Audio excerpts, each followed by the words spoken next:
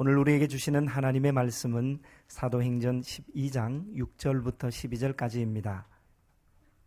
헤롯이 잡아내려고 하는 그 전날 밤에 베드로가 두 군인 틈에서 두 쇠사슬에 매여 누워 자는데 파수꾼들이 문 밖에서 옥을 지키더니 호련히 주의 사자가 나타나매 옥중에 광채가 빛나며 또 베드로의 옆구리를 쳐 깨워 이르되 급히 일어나라 하니 쇠사슬이 그 손에서 벗어지더라.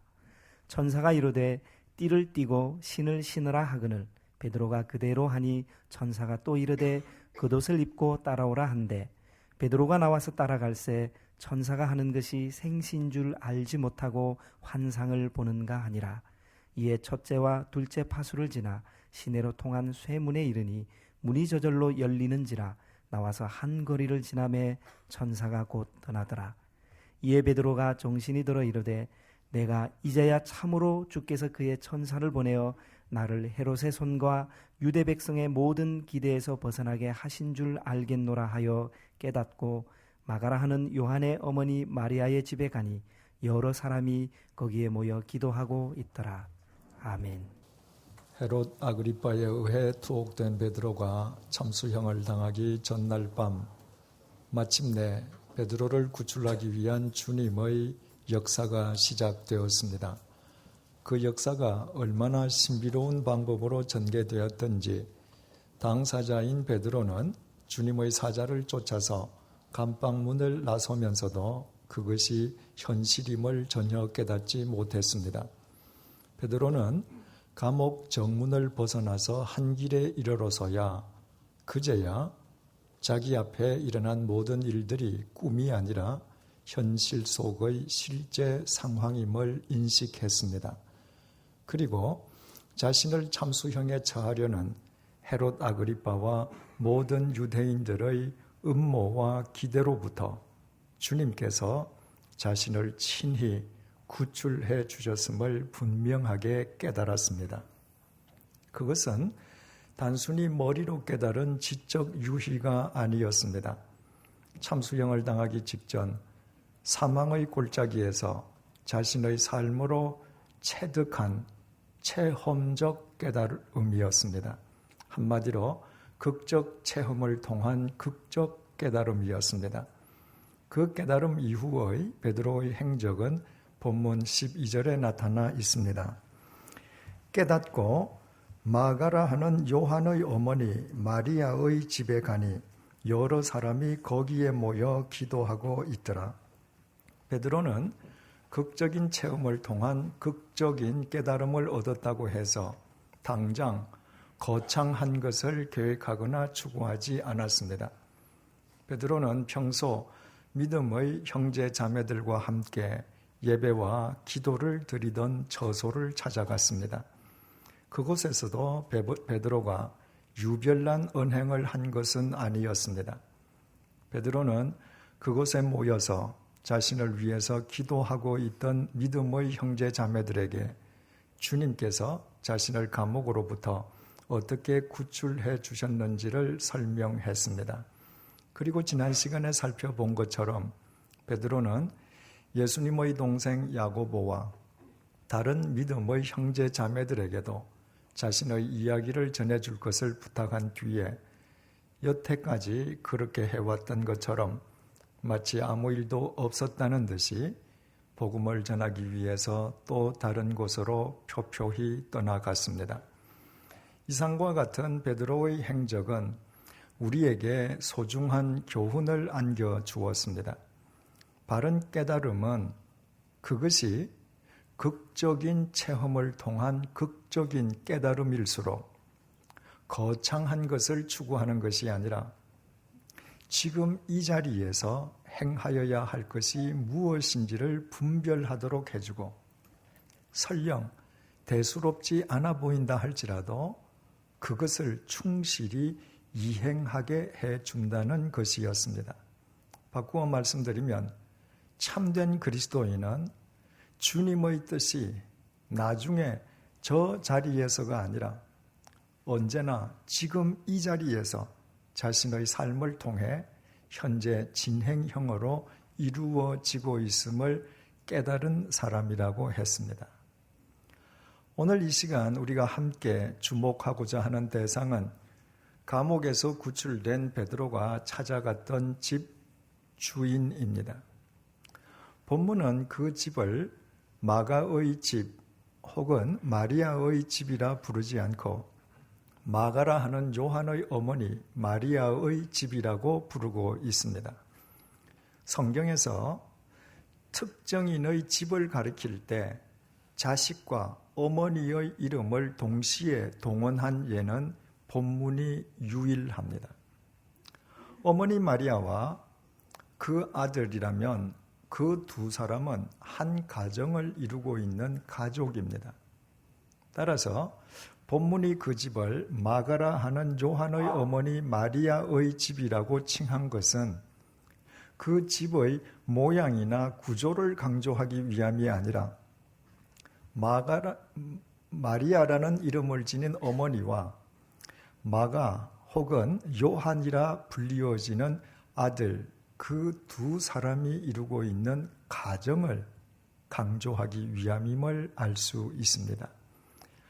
마가라 하는 요한의 어머니 마리아는 성경 속에 등장하는 수많은 마리아 가운데에 그 어떤 마리아와도 동일하지 않는 독자적인 마리아입니다. 그의 아들이 마가와 요한이라는 두 이름을 동시에 지니고 있었던 것은 당시 이스라엘이 로마 제국의 식민지였기 때문입니다. 이를테면 마가는 로마식 이름이었고 요한은 히브리식 이름이었습니다. 이 시간에는 편의상 그를 마가라고 호칭하겠습니다. 골로새서 4장 10절은 마가가 우리가 이미 잘 알고 있는 바나바의 생질이라고 밝혀주고 있습니다. 다시 말씀드리면 바울과 함께 안티옥 교회를 공동 목회했던 그 유명한 바나바의 조카였다는 것입니다. 그러나 우리말 조카라고 번역된 헬라어 아넵시오스는 본래 조카라는 말이 아니라 사촌 동생이라는 뜻입니다. 마가라는 이 사람이 우리의 관심을 끄는 것은 단지 그가 그 유명한 바나바의 사촌 동생이었기 때문이 아니라 마가 자신이 우리에게 보여주었던 그 자신의 삶으로 인함입니다. 마가는 바나바와 바울이 최초로 선교 여행을 떠날 때 그 두 사람을 수행해서 그 선교 여행에 동참하는 영광을 얻었습니다. 마가는 젊은이들 중에 그만큼 남다른 젊은이였던 것입니다. 그러나 1차 선교 여행 도중에 무책임하게 도중하차하고 되돌아가 버림으로 말미암아 한동안 바울과 소원한 관계를 이루기도 했지만은 그러나 말년의 사도 바울은 빌레몬서 1장 24절을 통해서 마가를 자신의 동력자라고 부를 정도로 마가는 신실한 사람이었습니다. 그뿐이 아니라 히에라볼리의 파피아스는 마가가 베드로의 통역이었음을 우리에게 전해주고 있습니다. 박학다식했던 바울과는 달리 갈릴리의 무식한 어부 출신이었던 베드로는 당시 세계 공용어였던 헬라어나 라틴어를 구사할 수 없었습니다. 그래서 베드로가 이방인들에게 설교하기 위해서는 반드시 누군가가 통역을 해주어야 했는데 그 역할을 담당한 사람이 바로 마가였다는 것입니다. 그래서 신약 성경의 베드로 전후서 역시 베드로가 기록한 것이 아니라 마가가 대필해 준 것으로 전해지기도 합니다. 여하튼 베드로는 베드로전서 5장 13절을 통해서 마가를 내 아들이라고 불렀습니다. 마가는 사도 베드로로부터도 그토록 신임을 얻는 사람이었던 것입니다. 신약 성경에 등장하는 수없이 많은 사람들 가운데에 사도 베드로와 사도 바울 모두로부터 그토록 신임을 얻었던 사람은 마가밖에 없었습니다. 마가는 그만큼 출중한 그리스도인이었던 셈입니다. 그러나 그 모든 것을 차치하고서라도 우리가 마가를 존중히 여기지 않을 수 없는 것은 바로 이 마가가 시기적으로 최초의 복음서인 마가복음을 기록한 그 마가이기 때문입니다. 성경은 1500년에 걸쳐 기록되어졌습니다. 주전 1400년경 모세에 의해 창세기가 기록된 이후에 주후 1세기 말 사도 요한이 요한계시록을 기록함으로 성경이 완성되었습니다. 성경이 완성되기까지 장장 1500년이 소요된 것입니다. 1500년이라면 얼마나 장구한 세월입니까? 그 장구한 1500년 동안 이 땅을 거쳐간 인간이 얼마나 많았겠습니까? 하늘의 별, 바닷가의 모래보다 더 많지 않았겠습니까? 아니, 그 숫자를 상상하는 것 자체가 아예 불가능하지 않겠습니까? 1500년이란 그 장구한 세월 동안 이 땅을 거쳐갔던 그 수없이 많은 사람들 가운데에 하나님의 말씀인 성경의 기록자로 부름받은 사람은 겨우 40여 명밖에 없었습니다. 그렇다면 그 40여 명은 특별히 선택받은 사람들이었음에 틀림없습니다. 마가가 귀한 것은 그가 바로 그 40여 명 가운데의 한 사람이었기 때문입니다. 그렇다고 해서 마가가 모세나 여호수아처럼 위대한 민족 지도자였던 것은 아닙니다. 이사야, 예레미야와 같은 위대한 선지자도 아니었습니다. 베드로와 마태처럼 주님의 직계 제자도 아니었고 사도 바울처럼 주님의 특별한 사도도 아니었습니다. 더욱이 당시 뭇사람으로부터 존경받던 의사 누가처럼 특별한 직업을 소유하고 있지도 않았습니다. 다른 성경 기자들에 비하면 마가라는 사람은 딱히 내세울 만한 것이 하나도 없는 사람이었습니다. 그런데도 그가 그 영광스러운 40여 명의 반열에 속하게 된 것입니다. 당시에 어찌 권력자가 없었겠습니까? 왜 대사업가와 뛰어난 학자들이 없었겠습니까? 그러나 그들은 모두 바람처럼 형체도 없이 사라져버렸을 뿐인 반면 마가는 자신이 기록한 영원한 하나님의 말씀과 더불어 오늘도 영원 속에서 살아 있습니다. 딱히 변변하게 내세울 것 하나 없던 마가가 대체 어떻게 영광스럽게도 하나님의 말씀을 기록하는 40여 명의 반열에 오를 수 있었겠는지 우리는 그 해답을 얻기 위해서 오늘 본문이 말하는 마가라 하는 요한의 어머니 마리아의 집을 들여다보지 않을 수가 없습니다.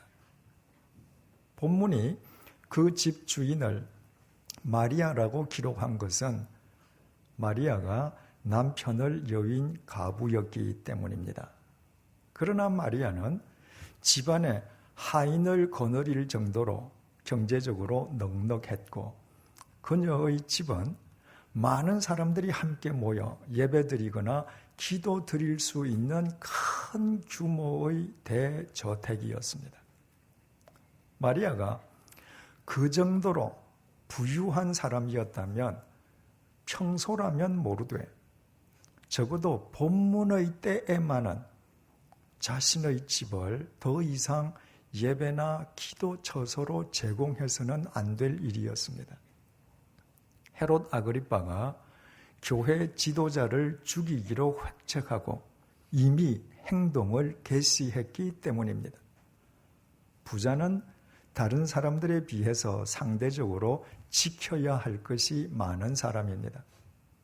따라서 대저택을 소유하고 있는 부자 마리아 역시도 본문의 시기에서만은 자신의 것을 지키기 위해 몸을 사려야 할 때였습니다. 그렇지만 마리아는 전혀 개의치 아니하고 자기 자신의 집을 감옥에 갇혀 참수형을 기다리고 있는 베드로를 위한 기도 처소로 기꺼이 제공했습니다. 이것은 이때가 처음의 일이 아니었습니다. 주님께서 십자가에 못 박혀 돌아가시기 전에 제자들과 소위 최후의 만찬을 가지셨습니다. 그 만찬 장소가 흔히 우리가 마가의 다락방이라 부르는 바로 이 집이었습니다. 식사를 끝내신 뒤에 주님께서 최초로 성찬식을 거행하셨던 곳도 이 집이었습니다. 주님께서 십자가에 못 박히시기 전에 사랑하는 제자들에게 마지막 유훈의 말씀을 남기셨던 집도 이 집이었습니다. 부활하신 주님께서 그때까지 두려움에 사로잡혀 있는 제자들을 친히 찾아가셔서 부활하신 당신 자신을 확인시켜 주셨던 곳도 이 집이었습니다. 주님께서 승천하신 뒤에 사도들을 비롯한 120여 명의 성도들이 모여서 기도하던 곳도 이 집이었습니다. 오순절날 성령님께서 강림하셨던 곳도 바로 이 집이었던 것으로 알려지고 있습니다. 베드로를 참수형에 처하려고 했던 헤롯 아그리빠는 주후 41년부터 44년까지 3년 동안 제위에 앉아 있었습니다. 그러므로 본문의 내용은 예수님께서 승천하신 이후 10여 년이 지난 시기의 이야기임을 알게 됩니다. 이를테면 예수님께서 이 집을 친히 사용하신 이후 10여 년이란 긴 세월이 흘렀음에도 불구하고 주님을 향한 마리아의 믿음은 조금도 변함이 없었습니다. 헤롯 아그리빠가 교회의 지도자들을 무자비하게 박해하기 시작하였음에도 불구하고 마리아는 주님을 위해 자신의 집을 예배처소로 기도처소로 제공하기에 조금도 그릇겨 하지 않는 깊은 신심을 지니고 있었습니다. 그 정도의 신심을 지니고 있는 마리아라면 자신의 아들 마가를 위해서 얼마나 기도했을는지는 충분히 짐작할 수 있습니다. 더욱이 어머니 마리아는 과부요, 아들 마가는 외아들이었음을 감안하면 마리아에게 외아들 마가보다 더 큰 기도의 제목은 없었을 것입니다. 그 사랑하는 외아들 마가가 안디옥 교회의 위대한 지도자 바울과 바나바를 수행해서 최초로 선교 여행에 동참하게 되었을 때 어머니 마리아가 얼마나 기뻐했겠습니까? 서두에 바나바와 마가는 사촌지간이라고 했습니다. 그렇다면 마리아는 바나바의 이모 혹은 고모가 됩니다. 따라서 자신의 외아들 마가가 바나바와 바울을 수행해서 최초의 선교 여행에 동참할 수 있도록 주선한 사람이 바로 바나바의 이모 혹은 고모였던 마리아였음을 알게 됩니다. 사랑하는 자신의 외아들이 믿음의 어머니 입장에서 주님의 신실한 도구로 쓰임받는 것을 보는 것보다 더 큰 기쁨이 어디에 있겠습니까? 그러나 그 아들이 선교 여행 도중에 무책임하게 수행원의 사명을 내팽개쳐버리고 되돌아왔을 때 그로 인해서 자신의 사랑하는 조카 바나바와 바울이 끝내 결별하게 되었을 때 그 안타까운 상황을 지켜보아야 하는 어머니 마리아의 심정은 얼마나 처참하고 괴로웠겠습니까? 하지만 세월이 흐른 뒤에 바울이 마가를 불러서 자신의 동력자로 삼아 주었을 때, 또 베드로가 마가를 자신의 아들로 삼아 주었을 때, 나아가 주님께서 마가를 최초의 복음서를 기록하는 주님의 종으로 선택해 주었을 때, 사랑하는 자신의 외아들 마가를 향한 주님의 신비로운 섭리에 마리아가 얼마나 감격했겠습니까? 사랑하는 외아들 마가로 인해 마리아가 주님께 감사드리며 얼마나 많은 눈물을 흘렸겠습니까? 그러므로 우리는 어머니 마리아, 외아들 마가, 이 두 사람이 이루고 있는 이 가정을 통해서 귀중한 깨달음을 얻게 됩니다. 첫째 깨달음은 부모는 어떤 경우에도 자식을 끝까지 믿어야 한다는 것이요. 둘째 깨달음은 부모는 항상 자식에게 믿음의 본이 되어야 한다는 것입니다. 주님을 믿는 내가 보기에 나의 사랑하는 자식이 어긋나고 잘못된 길을 가는 것처럼 한심하게 보일 수 있지만, 그러나 내가 주님 앞에서 그 자식을 위한 믿음의 본으로 바르게 서 있는 한 주님께서는 나를 통로로 삼아 내 자식을 반드시 바로 잡아주실 것을 믿을 수 있어야 합니다. 생각을 해보십시오. 주님께서 나 같은 죄인도 바로 세워주셨다면 나보다 이 세상을 덜 살았기에 나보다 그 심령이 훨씬 깨끗할 내 자식을 왜 바로 세워주시지 않겠습니까? 결국 어머니 마리아의 아들 마가에 대한 변치 않는 믿음과 아들 앞에서 자신을 신앙의 본으로 일구어간 어머니 마리아의 삶으로 인해 마가는 우리가 아는 바대로의 마가가 될 수 있었던 것입니다. 만약에 그토록 큰 희망 속에서 출발한 아들 마가가 무책임하게 선교 여행에서 되돌아오고 그로 인해서 교회 두 지도자가 결별하는 것을 보고 자기 아들의 실망한 마리아가 그 이후부터 아들에 대한 기대를 접어버렸더라면, 혹은 자신을 실망시킨 외아들 때문에 홀 어머니 마리아가 자기 살고 싶은 대로 살아버렸더라면 그녀의 아들 마가의 인생은 전혀 다르게 전개되었을 것입니다. 그래서 초대교회의 주요 인물로 우뚝 선 마가도 위대했지만, 그러나 어떤 상황 속에서도 그 아들을 끝까지 믿고 그 아들을 위해 믿음의 본이 되었던 어머니 마리아는 더 위대한 그리스도인이었습니다.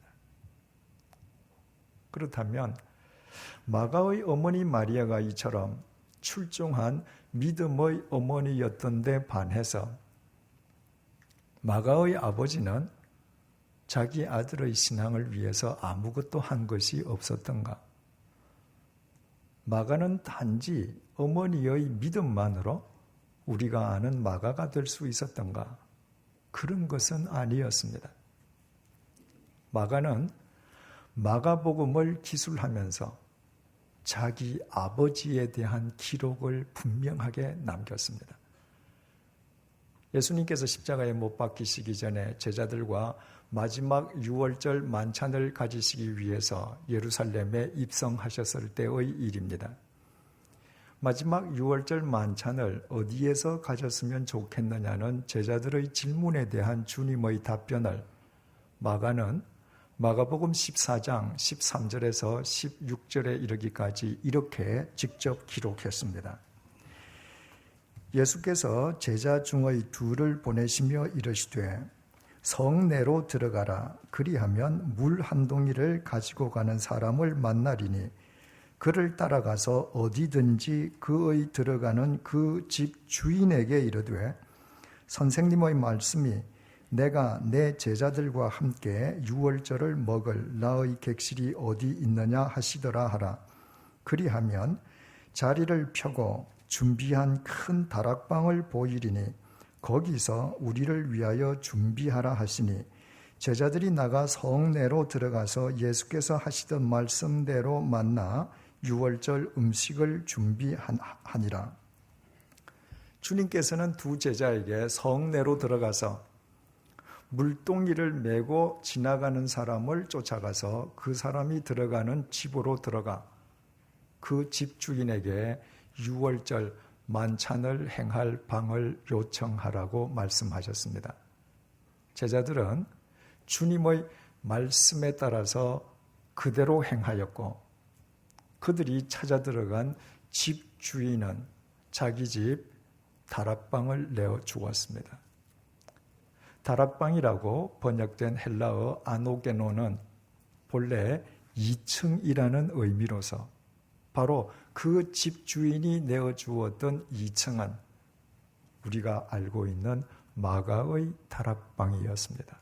바로 제자들이 찾아간 그 집이 마가의 집이었던 것입니다. 그런데 마가는 본문을 기록하면서 그때 자기 집을 주님을 위해 제공했던 사람을 오이코데스 포테스라고 기록했습니다. 그 단어는 성인, 가장, 남자를 의미합니다. 최초로 그 집을 주님을 위해 제공했던 사람은 마가의 어머니 마리아도 아니었고 당시의 어린아이였던 마가도 아니었습니다.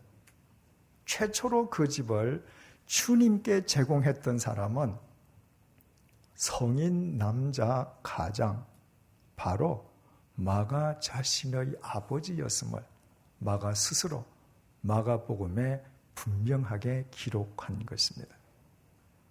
마가의 아버지는 주님을 위해서 자신의 집을 제공할 정도로 출중한 믿음의 소유자였습니다. 바로 그 마가의 아버지를 하나님께서는 하나님 나라의 필요에 의해 먼저 하나님 나라로 데리고 가셨습니다. 그 이후에 그의 아내 마리아는 남편의 신앙을 계승했습니다.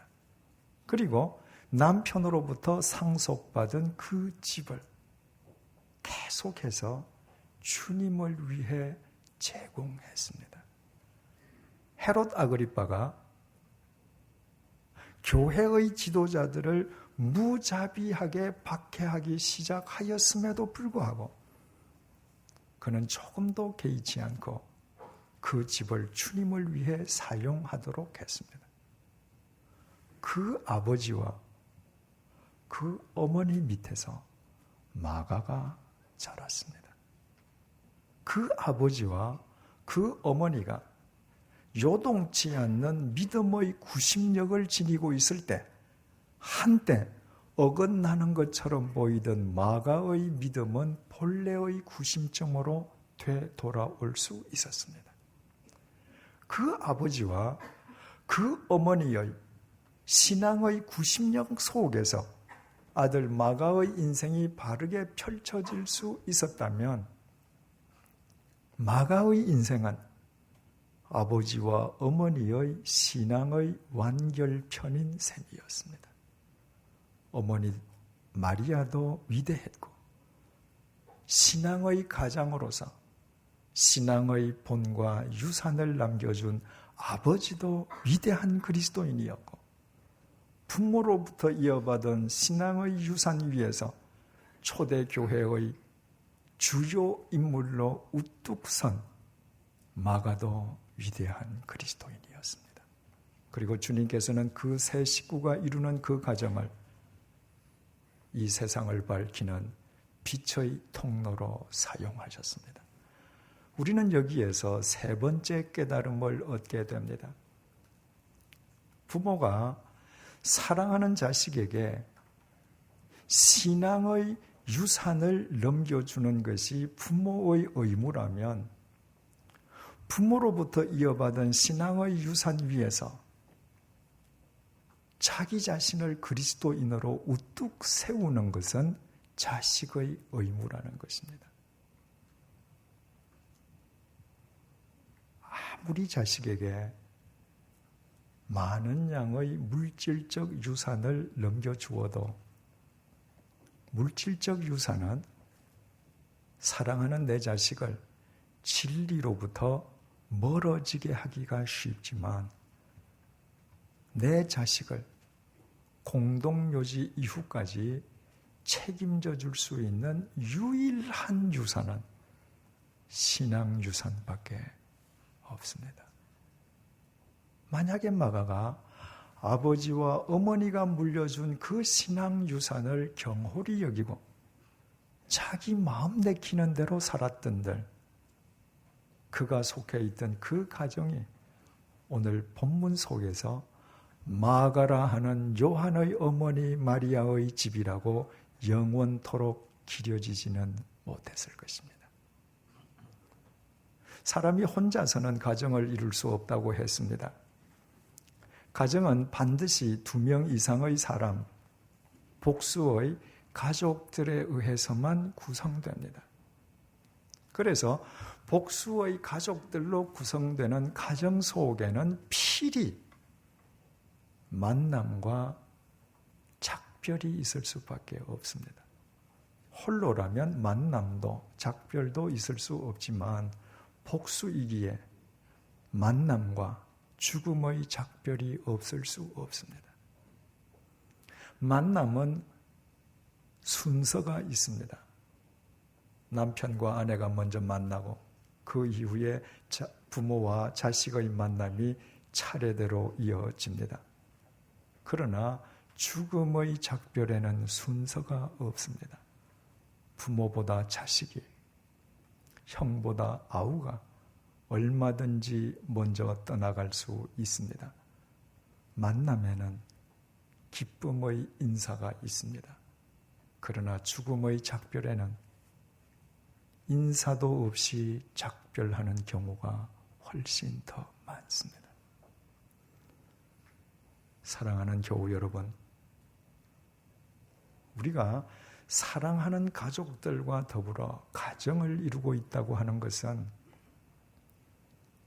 그 가족들과 작별할 시각이 시시각각 다가오고 있음을 의미한다는 사실을 알고 계십니까? 그 순간이 돌아오면 눈에 넣어도 아프지 않을 내 사랑하는 자식을 두고 먼저 떠나가야 합니다. 어쩌면 자식이 부모보다 먼저 떠나가는 경우도 있을 것입니다. 그 때가 이르기 전에 우리의 코끝에 아직 호흡이 남아있는 동안 어떤 경우에도 끝까지 주님 안에서 자식을 믿으면서 자식을 위한 믿음의 본과 유산을 남기는 부모의 의무를 다하십시다. 부모로부터 이어받은 신앙의 유산 위에서 자기 자신을 그리스도인으로 우뚝 세우는 자식의 의무를 충실하게 감당하십시다. 그때 우리 가족들이 함께 둘러앉은 우리의 식탁은 주님께서 함께 하시는 만찬장과 성찬식장이 될 것입니다. 그때 우리 가정은 뭇 사람들이 주님의 부활을 확인하는 생명의 통로가 될 것입니다. 그때 우리의 가정은 주님의 말씀이 육신을 입는 진리와 기도의 전당이 될 것입니다. 그때 우리가 우리 가정에서 맞는 매일매일은 날마다 성령님께서 역사하시는 오순절이 될 것입니다. 무엇보다도 그때 우리의 사랑하는 자식들은 자신들의 삶으로 복음서를 기록해가는 이 시대의 마가가 될 것입니다. 부모와 자식이 한 마음으로 주님을 주인으로 모시고 살아가는 우리의 가정이 바로 오늘의 본문이 말하는 마가라 하는 요한의 어머니 마리아의 집이 될 것이기 때문입니다. 기도하시겠습니다. 주님, 부모가 되긴 쉽지만 좋은 부모가 되기는 쉽지 않습니다. 내가 좋은 부모냐 아니냐에 따라 내 자식의 현재가 달라지고 결과적으로 미래가 달라지게 됩니다. 오늘 이 시간 나로 하여금 나 자신이 주님 보시기에 좋은 믿음의 부모인지 아니면 세상의 것만을 탐하는 속된 부모인지 나 자신을 되돌아보게 해주심을 감사합니다. 이 세상에 태어나는 모든 인간은 반드시 죽기 마련이고 사랑하는 내 자식 또한 예외일 수 없기에 내 자식에게 영원을 알게 해주는 것보다 더 귀한 유산이 없음을 잊지 않도록 도와주십시오. 나의 코끝에 호흡이 있는 동안 내 자신을 믿음의 본으로, 믿음의 구심점으로 바로 세우는 부모의 의무를 다하게 해 주십시오. 설령 내 자식이 지금 나의 바람과는 다른 모습을 보일지라도 내가 믿음의 부모의 의무를 다하는 한 나 같은 죄인을 살리신 주님께서 나보다 심령이 더 깨끗한 내 자식을 반드시 바로 세워주실 것임을 확신하게 도와주십시오. 자식은 자신의 노력 없이 태어나지만 좋은 자식은 저절로 만들어지지 않습니다. 아무리 훌륭한 부모에게서 태어나도 자식이 망나니처럼 살면 그 가정은 결국 허물어질 수밖에 없습니다. 언젠가 작별 인사도 없이 부모와 작별하기 전에 내가 부모 앞에서 믿음의 자식으로 우뚝 서는 자식의 의무를 다하게 도와주십시오. 이처럼 믿음의 부모와 믿음의 자식이 한데 어울려 사는 우리의 가정이 주님의 만찬장과 성찬식장이 되고 부활의 생명과 진리와 기도의 전당이 되며 성령님께서 역사하시는 오순절 현장이 되어 이 어두운 세상을 밝히는 이 시대의 마가라 하는 요한의 어머니 마리아의 집이 되게 하여 주시옵소서. 예수님 이름으로 기도드립니다. 아멘.